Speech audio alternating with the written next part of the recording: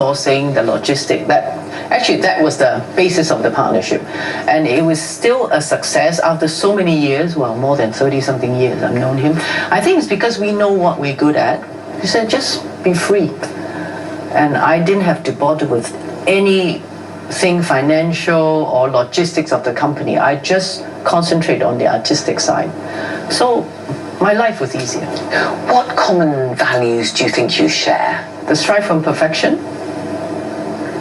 And it's easily said than done. We make sacrifices too, we break up pieces, but at the end of the day we try. We may never achieve it, but at least we will try our best to do it. And where do you get your inspiration from? From anything, actually, you know, whether it's a cloud, whether it's a shape, whether I fell in love with the dress and I see certain paintings or I see certain shapes, and it's very hard to sort of express it and very hard to sort of capture. I think I find it very hard to explain. I just see things, maybe you and I, maybe we look at something and we each get different versions out of the things we see. And how would you characterize your designs? I think it's feminine.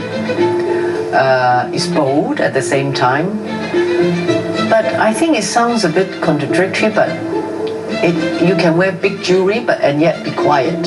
For me, movement is a big thing. Movement in the sense that whether it moves physically or it's just the idea of movement. So I want to see it breathes. Tell me about the process, Michelle, from start to finish. Sometimes I started with an idea, so I am not technically trained. So I have somebody who's technical to do technical drawings. So I sit with him, you know, some of the vision and all this kind of thing, and then we work from diagrams. And of course, you know, working for paper is totally different when it's three-dimensional. So it comes with experience. I have to say that, you know, when you add colors, when you add different kind of stones, then, you know, the volumes, everything looks different. And each design is very personal to you. So what about the people that buy your pieces? I think the most important aspect for people buying my jewelry, that I always think that they should choose something that is relevant to their lifestyle, because I want it to be worn. So that's a very essential part of having jewelry. I think times have changed because now I think women embrace more the individuality, I think, and this confidence changed the jewelry field, I think. I think they're no longer waiting for people to buy pieces for them, but actually they actively choose their own pieces to go with different occasions. I think there's a gradual change in that. How do you think your jewelry has reflected the changing times, as you say, for women, as women have become more confident in what they want to buy and that they're able to buy? In terms of wearability, I think lately we're doing like big, bold statement pieces, but they are more, can be less formal. So I think that's a change also, you know, with the world and, you know, how people dress. And I encourage my clients and friends, you know, to be playful about it. I mean, you have a brooch, it doesn't have to be on the lapel. You could put it in your hair, you can use it as a belt buckle. So I think just play with it. And you've had many famous faces wear your jewelry. You've had the legendary Michael Jackson, of course. He bought one of your pieces. And you've had Kate Winslet and Glenn Close wear your pieces on the red carpet. How do you feel when you see people like that wear? Of course, I'm happy to see it on them, just like I'm happy to see it on my clients, actually. Kate Winslet and Glenn Close was a very fun encounter, because when I had a private exhibition in LA, it was near the SAG Awards, you know, the Screen Actors Award, and one of the stylists said, why don't you have a tea party for stylists? I mean, they thought it was something different and so on and so forth. And it led on to, you know, meetings with them. So I had so much fun. Kate Winslet was very, very lovely. I went to her home. We bought a few sets and she tried them on, and we sort of, would this match with whatever gowns? I mean, I had great fun. What about, though, designing pieces for the Da Vinci Code? Was that a game changer? I think in a way, yes. I think we got known in a lot of places because of that. And the ironic thing wasn't really a piece of jewelry. I got later on approached by the movie people say they wanted a jewelry designer to do the piece because it was shown on the big screen and they didn't want a sort of prop because they want a real piece of jewelry. Because I read the book before and I had sort of envisioned what it was going to be like, so I thought, it's really a fun project. And as usual, true to my character, so we talk about this, and really nothing happened, and then they say they wanted me to connect with the prop master, and I say, okay, time was getting short, and if I didn't sort of jump in and tell them, basically what I thought, even if I got to do it, there was no time, so I started sending him designs. And then he saw it, and then he thought, okay, fabulous.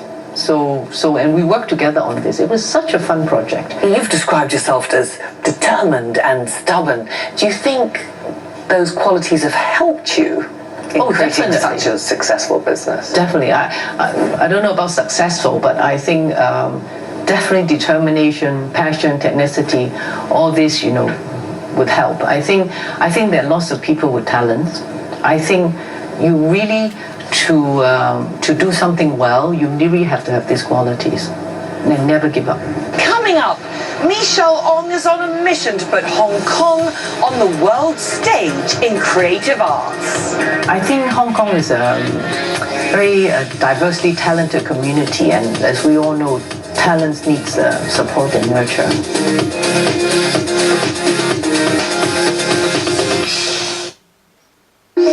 Trump also took aim at Sadiq Khan, telling The Sun that the London mayor had done, quote, a very bad job on terrorism and blamed him for rising crime in the capital. It's not for me to respond to the tweets President Trump sends or some of the interviews he gives where he mentions me and he talks about me in ways which I find surprising.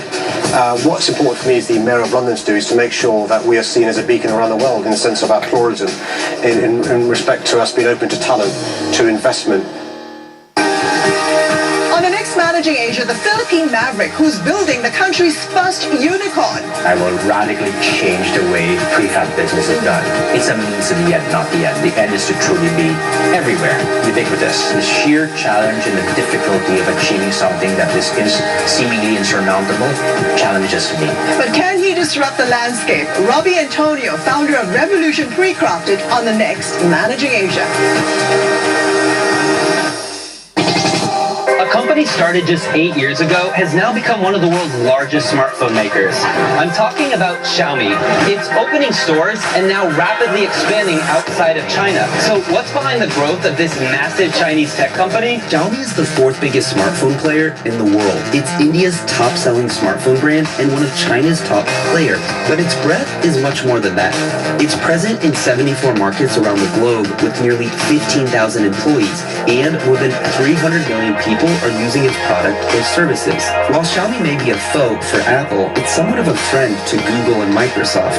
Xiaomi smartphones run a version of Google's Android operating system, and the Chinese tech company is partnering with Microsoft to collaborate on artificial intelligence. The company makes up about 72% of its revenue from China and 28% from the rest of the world. Xiaomi generates most of its revenues from smartphones, but it's also expanded into other products.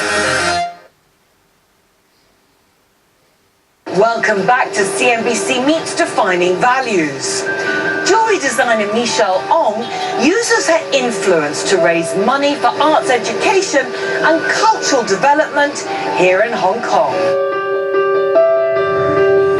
Michelle is a very busy woman. I admire her energy and her enthusiasm. I'm very proud of her, and I think she's doing a great thing for our society to keep encouraging young people to be interested in any art forms.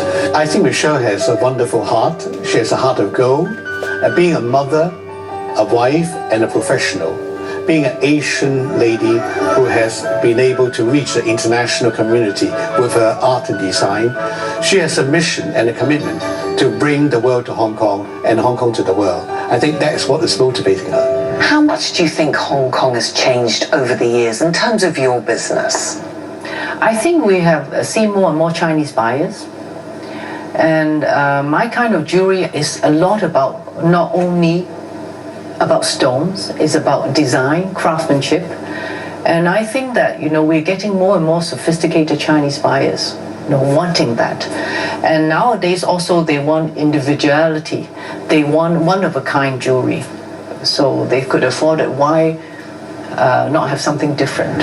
Talking about one of a kind, I saw the beautiful brooch that you designed, like a garden. Tell me about that with all those different stones. I'm glad you like it. I think I wanted to create a beautiful garden, a wearable garden. And it's all the elements of our signature rose cut.